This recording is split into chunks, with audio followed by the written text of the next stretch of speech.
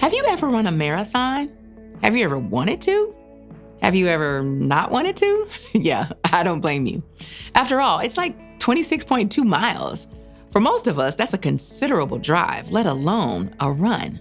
There's a website called ReadySetMarathon.com that belongs to a lady who refers to herself as Coach Jane. In one of her articles, Coach Jane says that in general, the toughest mile is around mile 18.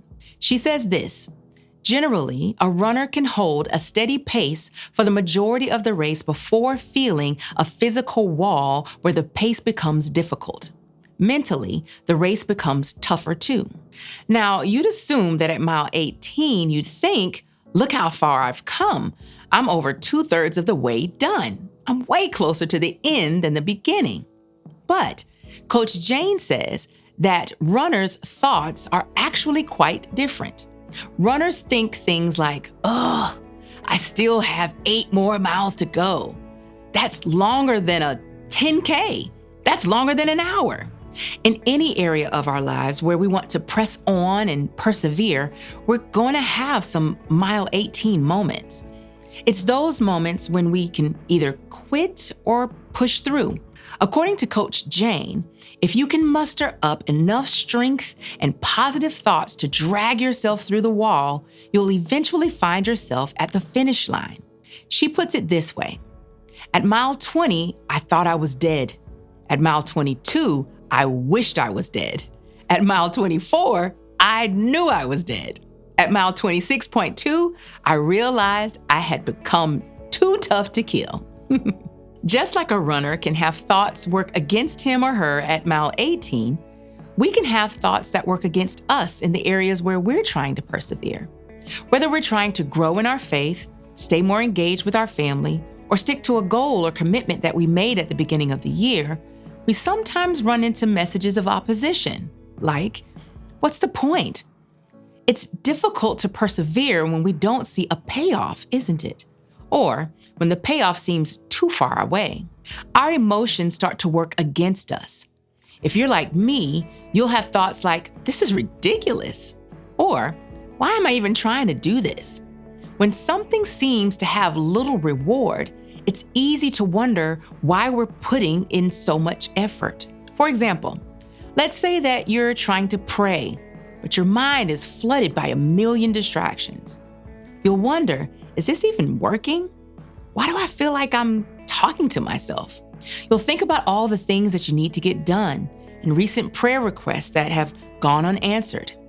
Eventually, you'll just give up praying and go back to work. I've definitely been there. Sometimes we struggle to press on because we wonder if anyone cares. Does God care? Does anybody care? And because we feel like we're on our own, we assume that we must be on our own. Sometimes remaining faithful and persevering can be a lonely feeling. This is particularly true when we go through times of pain or disappointment. Just like a marathon has its ups and downs, so does persevering. It's strange how when we're in the middle of the downs, we feel like everyone else around us is completely happy. But this isn't true, of course, but it's one of those opposing voices that works against us. Or maybe we think, I deserve better. I've had times in my life when I thought, I just can't get a break. Unfortunately, this thought popped into my head at particularly difficult times and moments of parenting, which happened a lot. My thoughts were especially bad when my kids were fighting with each other. I'd think to myself, I can't take this anymore. This is just too hard. Of course, I wasn't going to give up and walk away from my kids, but sometimes I did check out emotionally and lean into my go-to distractions, some of which were less healthy than others. Whether it's parenting, praying, or a million other areas, the truth is that persevering in any area is difficult. So how can we press on when voices tell us to give up? In this series, we've been looking at the Israelite exodus out of Egypt. God took an entire nation out of slavery and to a land of their own, a land he referred to as the Promised Land. Under the faithful leadership of Moses, the Israelites made it to the edge of the Promised Land, but they didn't quite make it in before he died at 120 years old. Moses' life and leadership had a lot of ups and downs, but he stayed the course. Look what the writer of Deuteronomy said about Moses. "Since then, no prophet has risen in Israel like Moses, whom the Lord knew face to face." With Moses' passing, it was time for the baton to pass to the next leader, a man named Joshua. After the death of Moses, the servant of the Lord said to Joshua, son of Nun, Moses' aide, "Moses, my servant, is dead. Now then, you and all these people get ready to cross the Jordan River into the land I am about to give to them, to the Israelites." Now it was time for the people to actually enter the promised land. What a great time to take over as leader. He arrived just in time for the good part of all their persevering. Moses' shoes, however, weren't easy to fill. And because Joshua was Moses' aide, he had seen all the ups and downs of leading these people and how prone the Israelites were to turn on their leaders. So this was no doubt an intimidating position. Yet, in the midst of Joshua's fear, this was God's message to him. Be strong and very courageous. Be careful to obey all the law my servant Moses gave you. Do not turn from it to the right or to the left, that you may be successful wherever you go. In other words, Joshua, if you want to be successful, don't look to the left or to the right. Keep your eyes focused on me. And that's exactly what Joshua did. Things got off to a great start. They miraculously crossed the flooded Jordan River, walking on dry ground. They miraculously defeated the city of Jericho, marching around it until it fell to the ground. Talk about a strong start. The book of Joshua says this, "So the Lord was with Joshua, and his fame spread throughout the land." Have you ever committed to do something and you felt so great about it out of the gate? Even just deciding to do something different can inspire hope. It's like those first few miles of a marathon. If you've trained properly, they're exhilarating. But eventually, we run into valleys, or in the case of marathons, we run into hills. And that's exactly what happened to the Israelites. They were routed in their next battle. Look at how Joshua responded. Then Joshua tore his clothes and fell face down to the ground before the ark of the Lord, remaining there till evening. The elders of Israel did the same and sprinkled dust on their heads. And Joshua said, "Alas, sovereign Lord, why did you ever bring this people across the Jordan to deliver us into the hands of the Amorites to destroy us? If only we had been content to stay on the other side of the Jordan. Pardon your servant, Lord. What can I say now that Israel has been routed by its enemies?" Now, let me give you a little side note. The reason why the Israelites were routed is because someone in the Israelites' camp secretly disobeyed God and hid their betrayal, which is just a reminder that sometimes the biggest opposition to our perseverance can be another person. But the Israelites corrected course and promptly defeated the army that had routed them. Still, there were more ups and downs, hills and valleys, and successes and failures to come. If you ever feel like your life is a roller coaster, then just know that you can relate to the Israelites. Eventually, they settled in the promised land, just as God had promised. And then, when Joshua was about to die of old age, he gathered the leaders together and said this, "Be very strong. Be careful to obey all that is written in the book of the law of Moses, without turning aside to the right or to the left."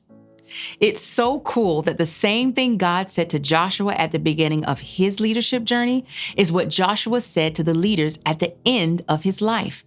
Don't look to the right or the left, because the truth is this: perseverance is fueled by perspective. Let me illustrate. A while back, I ran into a friend who I hadn't seen in a while. I noticed that she had lost a significant amount of weight. When I complimented her on it, here's what she told me. "When my daughter got engaged, I bought a dress for her wedding that was too small for me. I wrote down the date of her wedding, and every day I looked at it. I pictured myself in that dress at her wedding, and that's what helped me push through toward my goal.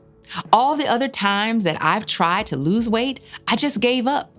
But picturing myself at her wedding is what did it for me this time. She didn't look to the right or to the left. She kept her perspective, and that's what perseverance is all about. Considering that, here are a few things to think about as we wrap up this talk and this series. First, know that your faith will be rewarded. The writer of Hebrews wrote this: "Without faith, it is impossible to please God, because anyone who comes to him must believe that he exists and that he rewards those who earnestly seek him." Between Moses and Joshua, they lived 230 years. Life was anything but easy for them, but they trusted God. And now they're heroes of our faith. Jesus, our Messiah, came from the nation they established. There's no way they could have understood the impact of their faith all those years before. They just kept their focus on God. The same is true for us. What if we decided to finish strong, just like Moses and Joshua did? What if we decided to focus our perspective on Him instead of turning to the right or to the left? God will reward those who earnestly seek Him. Second, surround yourself with people who will encourage your perspective. I've climbed a mountain in my life.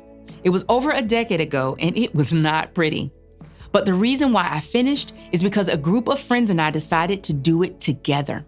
We promised to stay side by side the entire time and not give up until we reached the top, no matter what.